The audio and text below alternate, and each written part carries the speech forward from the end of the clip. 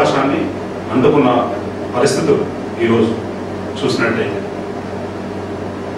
అట్లాంటి ధరలు ఈరోజు వీటికి వస్తువులకి ఈ ఉన్నప్పుడు మనము మన యొక్క సంపాదనలో సగం కంటే పై వీటికే వెళ్తున్నప్పుడు మనము ఇంత ధరలా అని ఆశ్చర్యపోతున్న రోజులు.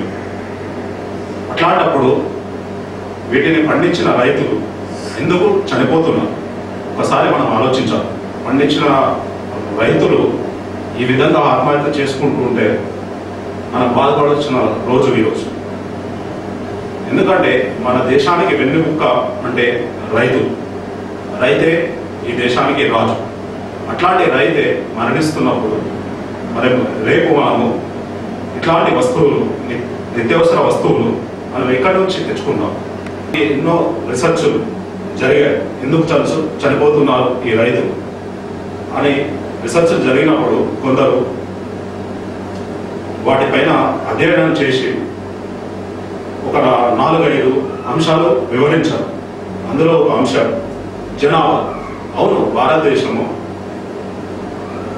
అత్యధిక జనాభా కలిగిన దేశం, ప్రపంచంలో 2వ అత్యధిక జనాభా కలిగిన దేశం, 100 కోట్ల జనాభా జీవిస్తున్న దేశం. అట్లాంటి దేశంలో అంశం మరి ఒక అంశం ఆ అందుబాటుకి తగ్గ నీరు అందకపోవడం. ఇంకో సగభాగము వాటిపైన ఆధారపడడంలో వర్షాలపైన ఇతరి వాటిపైన ఆధారపడడం. మరి ఇంకోటి చూసినట్టయితే ఇలా సరైన పరికరాలు వారికి అందుబాటులో లేకపోవడం. మరొకటి చూసినట్టయితే ఆ అధ్యయనంలో పేర్కొన్న ఇంకో అంశం చూసినట్టయితే సరైన పరికరాలు కొనుక్కునే స్థితిలో రైతులు లేకపోవడం. ఇట్లాంటి కారణాలు ఎన్నో అధ్యయనాలలో ఎన్నో చూపించినారు. మరి ఈ చూపించిన అధ్యయనాలలో వీటికి తగ్గ ప్రయత్నాలు, వీటిని నివారించే ప్రయత్నాలు, వీటిని అధిగమించే ప్రయత్నాలు ఈ ప్రభుత్వాలు ఎందుకు చేయలేకపోతున్నాయి? దేనివల్ల చేయలేకపోతున్నాయి? నిందించుకోవడం మాత్రమే పరిమితం అయిపోయినారు ఈరోజు రాజకీయ పార్టీలు. రైతులు సరిగ్గా ఉన్ననాడే ఈ దేశం సురక్షంగా ఉంటుంది. అట్లాంటి రైతే ఈరోజు మనకు చిన్నప్పుడు మనం వినేవాళ్ళం జై జవాన్ జై కిసాన్ అనే నినాదం. అట్లాంటి జై జవాన్ అనేవాడు మన దేశాన్ని కాపాడటానికి తన ప్రాణాన్ని పణంగా పెట్టి మన దేశాన్ని సంరక్షించేవాడు. కానీ అట్లాంటి వాళ్ళు చనిపోయే వీరులు అవుతున్నారు. కానీ అదే దేశంలో ఉన్న మనుషులని కాపాడటానికి తన శ్రమని బలంగా పెట్టి మన కోసము కష్టపడుతున్న రైతు ఆత్మహత్య ఎందుకు చేసుకుంటున్నాడు? ఆ ఆత్మహత్యలు చేసుకోవాల్సిన అవసరాలు అతనికి ఎందుకంటే ఈ పైన అధ్యయనంలో తెలుపబడిన కొన్ని కారణాలు. కార్గిల్ అండ్ మొనసాంటో అనే కంపెనీ జెనెటికలీ మాడిఫైడ్ విత్తనాలు 1999 నుంచే కన్సిస్టెంట్ గా నేటి వరకు ఉన్నాయి.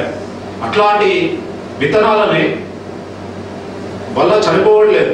ఈ రైతులకి వివిధ కారణాలు ఉన్నాయి అని ఒక కారణం వాళ్లకు సరైన అవగాహన లేకపోవడం వల్ల, ఇంకో కారణము వారికి సరైన ఇన్కమ్, వేరే సపరేట్ ఇన్కమ్ లేకపోవడం.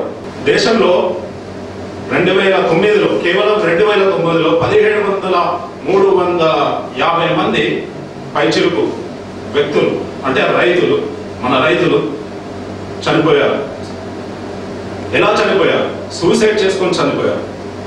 అంటే వారు చనిపోయారు. అట్లాంటి ఒక మహారాష్ట్రలో చూసినట్టయితే 5000, ఒక ఏపీలో చూసినట్టయితే 1300, గుజరాత్లో చూసినట్టయితే 400 మంది, పంజాబ్లో చూసినట్టయితే 75 మంది, తమిళనాడులో 20. మహారాష్ట్ర వాళ్ళు ప్రత్యేకమైన సెల్, ఈ ఆత్మహత్యలు ఇలా ఎన్ని జరుగుతున్నాయన్న సెల్ పెట్టారు. ప్రముఖ జర్నలిస్ట్ సాయినాథ్ గారు వాటిపైన ఒక డాక్యుమెంటరీ తీశారు. దానికి ఉత్తమ బహుమతి కూడా వచ్చింది. ఆ వచ్చిన బహుమతికి మనం అతన్ని అభినందించాల్సిన అవసరం ఎంతైనా ఉంది. ఎందుకు అనంటే ఈరోజు రైతులకు జరుగుతున్న ఆత్మహత్యలకు జరుగుతున్న కారణాలు వాళ్ళు ఎందుకు చనిపోతున్నాయనే విధానాలు మనకందరికీ సుస్పష్టంగా తెలుపగలిగారు.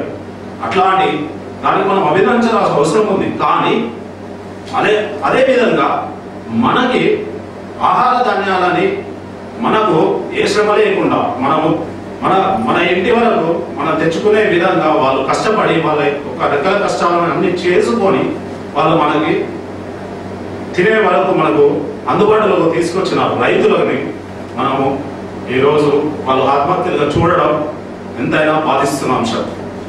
ఇట్లాంటి దానిపైన మనందరము ఇప్పుడు మొన్న చూసినట్టయితే మొన్న TV9లో చూస్తుంటే ఒక డిబేట్లో చూశాను. ఏమంటే ఒక పిల్ల ఆమె ఆత్మహత్య చేసుకుంది, వాళ్ళ తండ్రి ఆత్మహత్య చేసుకున్నాడు. వాళ్ళందరూ చిన్న చిన్న పిల్లవాళ్ళు, అంతా 5, 10, 12, 16 ఏళ్ళు వాళ్ళు. ఆమె చేసే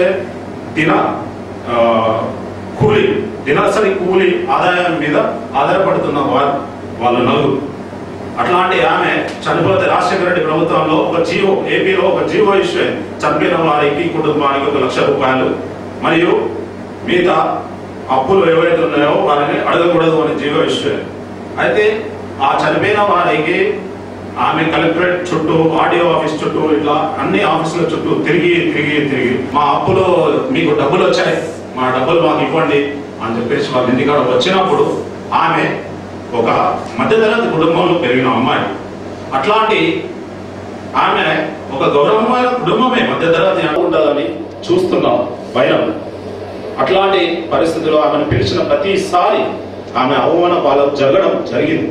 ఎలా జరగడం అంటే ఆమె వచ్చి అలా కూర్చొని వాళ్ళందరూ ఇంకేంది మీకు డబ్బు వచ్చింది కదా, మరి డబ్బు ఇవ్వచ్చు కదా అంటే పిలిచినప్పుడల్లా ఆమె పోయే బస్ ఛార్జీలు, ఆమెకు 2 రోజుల కూలి ఇవన్నీ పట్టించుకున్న స్థితిలో ఎవరు లేరు.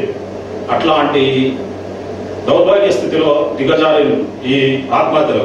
అట్లాంటి రైతులు చెప్పుకుంటా పోతే ఈ రోజంతా గడుస్తుంది.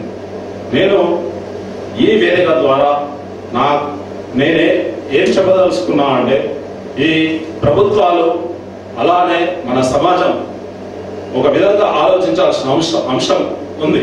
ఏమనగా ఈరోజు ఓటు వేయాల్సిన సిటీలో ఉన్న పర్సన్స్ అయినా సరే, ఎవరైనా సరే, ఓటుకి పొలిటీషియన్స్ వచ్చినప్పుడు ఆ రైతులకు జరిగే అన్యాయాలపైన నిలదీయాల్సిన అవసరం ఆ ఓటు ద్వారా మీ అందరికీ ఉన్నది.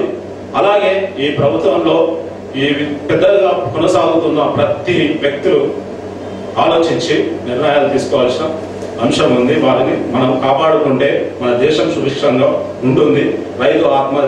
రైతు ఏ రోజైతే ఆయన కడుపు నిండి మనకు బాగుంటుందో ఆ రోజు మనందరం శస్యశ్యామలంగా మన దేశం సుభిక్షంగా ఉంటుందని